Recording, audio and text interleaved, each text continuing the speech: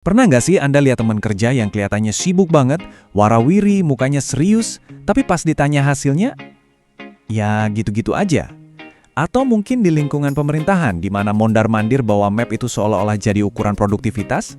Hari ini kita bakal bongkar satu rahasia umum di dunia kerja, seni untuk terlihat sibuk. Ini bukan cuma sekedar kutipan iseng loh, ini tuh udah kayak mantra sakti di banyak kantor. Fokusnya itu bukan pada apa yang kamu kerjakan, tapi pada gimana penampilanmu pas lagi ngerjain itu. Ironis kan? Oke, kita masuk bagian pertama. Pentingnya terlihat lelah. Yap, Anda nggak salah dengar kok. Di beberapa tempat, kelelahan itu bisa jadi semacam lencana kehormatan.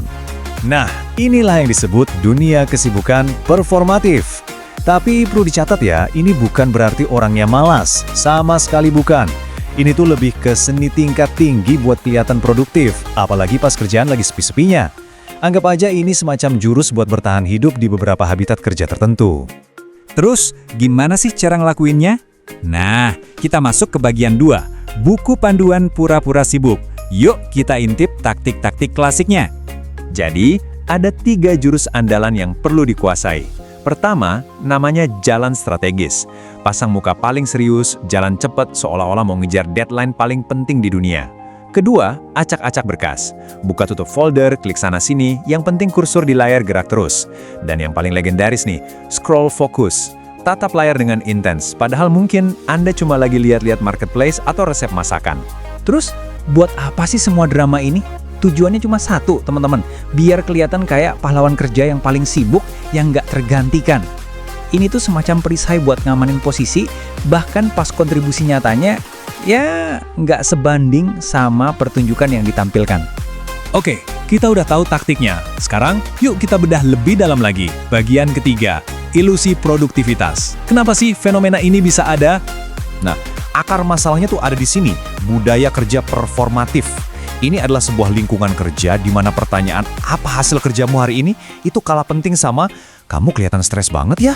Fokusnya itu bergeser total dari hasil ke penampilan. Dan ini pertanyaan yang paling penting. Kenapa sistem kayak gini bisa tumbuh subur? Seringnya sih ini terjadi karena nggak ada cara yang jelas buat ngukur hasil kerja. Jadi waktu atasan bingung gimana cara menilai hasil, akhirnya yang dinilai adalah usaha. Atau lebih tepatnya, penampilan dari sebuah usaha. Kita masuk ke bagian 4, kerja nyata versus penampilan. Nah, disinilah ironi terbesarnya bakal kelihatan jelas banget. Coba deh, kita lihat perbandingannya. Di kiri, itu citra yang sering dihargai. Muka stres, ngetik terus-terusan. Di kanan, itu hasil yang sebenarnya. Kerjaan kelar, target tercapai. Tragisnya, di banyak tempat, orang yang di sebelah kiri ini justru dianggap lebih berdedikasi daripada yang di kanan, yang mungkin bisa pulang tepat waktu karena kerjanya efisien. Beda banget kan dunianya? Dan inilah inti dari semua masalah ini, digambarkan dengan pas banget di sini. Sebuah kebenaran yang pahit di dunia kerja modern, bobot penampilan itu seringkali lebih berat daripada bobot pencapaian. Persepsi pada akhirnya berhasil mengalahkan realitas. Oke, kita sampai di bagian terakhir, refleksi akhir. Sekarang, mari kita coba merenung sebentar. Coba deh, lihat lagi lingkungan kerja kamu sekarang. Apa jangan-jangan terlihat produktif itu emang udah ngegantiin posisi bener-bener produktif?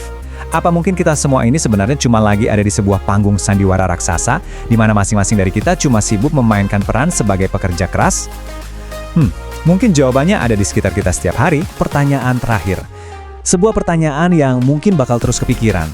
Kalau penampilan itu lebih penting daripada hasil, lalu, apa dong sebenarnya arti dari kerja itu sendiri? Coba, renungkan.